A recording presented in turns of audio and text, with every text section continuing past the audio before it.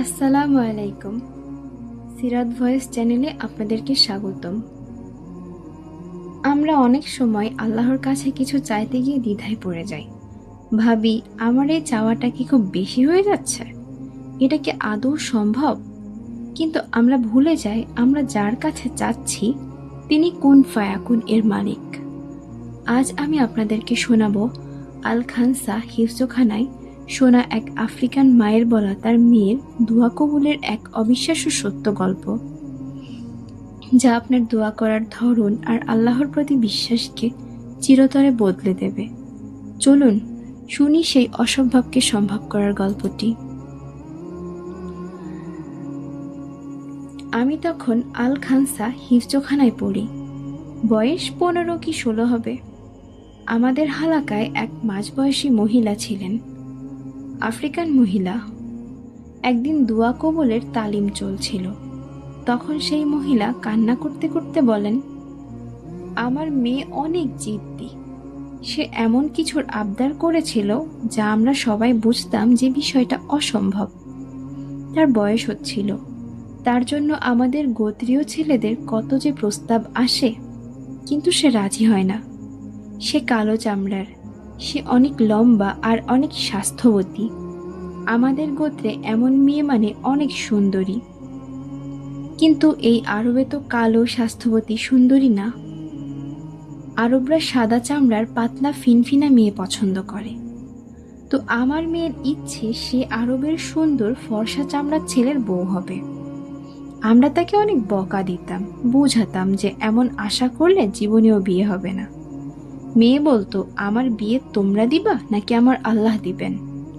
কদিন পর আমার বড় ছেলে এক আরবের পক্ষ থেকে প্রস্তাব আনলো। আমরা সবাই খুশি হয়েছি অনেক, কিন্তু আমার মেয়ে না করে দিল। কারণ সেই আরব লোকটা বৃদ্ধ ছিল আর তার আগের 3 বউ ছিল। আমার মেয়ে খুব রাগ হলো আর আমাদেরকে সাফ জানিয়ে দিল সে দিনদার আরব নীল চোখওয়ালা সুন্দর যুবক চায় আল্লাহর কাছে। তার জন্য যেন আমরা কেউ পেরেশান না হই, আল্লাহই এনে দিবেন তার এই স্বপ্নের রাজপুত্র। আমরা বুঝেছিলাম ওর আর বিয়েই হবে না। একে তো ও কালো চামড়া, চেয়ে বসেছে সুন্দর সাদা চামড়ার আরব। আমরা নিচু বংশীয় গরিব মানুষ, আর আরবরা সেই ধনী আর উঁচু বংশীয়। সব না হয় মানলাম, কিন্তু নীল চোখ, এ আবার কোন পাগলামি? আরবদের বেশি থেকে বেশি খয়েরি চোখ হয়। কালো আর খয়েরি, নীল তো ইংলিশদের হয়। আমাদের তখন মনে হচ্ছিল ও আসলে বিয়েই করতে চায় না, তাই এমন সব আবদার করে। একদিন ওকে অনেক বকা দিয়েছি, গায়েও হাত তুলেছি। আমার মেয়ে কান্না করতে করতে বলছে 1 সপ্তাহের ভিতরে সে এই বাড়ি ছেড়ে চলে যাবে তার নীল চোখা আরব জামাইয়ের সাথে। আমরা খুব রাগ হলাম। মেয়ে পাগল হয়ে গেছে, মেয়ে বেয়াদব হয়ে গেছে, এসব বলে ওকে বকা দিচ্ছিলাম। সেই 1 সপ্তাহ আমার মেয়ে অনেক কান্না করেছে জায়নামাজ বিছিয়ে। সারাক্ষণ সারা রাত সে কান্না করে করে তার রবের নিকট দোয়া করেছে।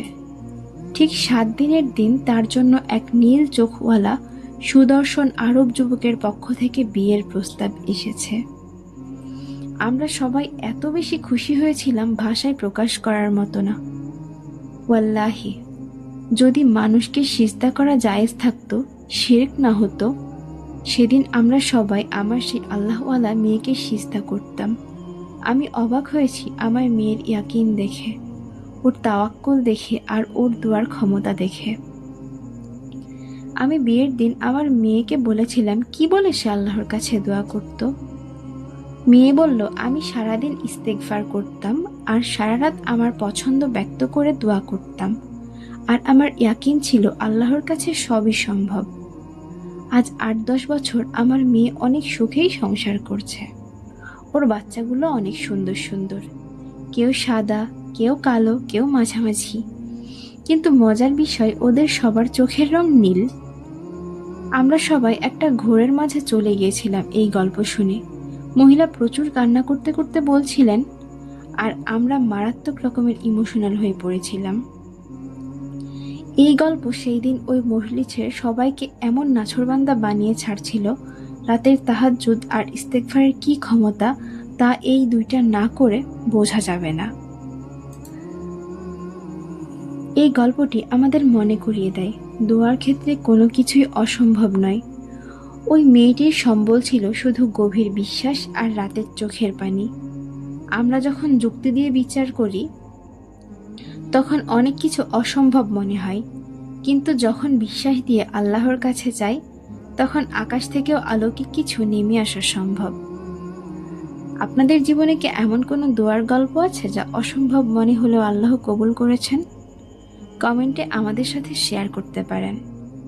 আর নিজের দোয়ার ওপর বিশ্বাস হারাবেন না, কারণ আপনার রব আপনার মনের সব আকাঙ্ক্ষা জানেন।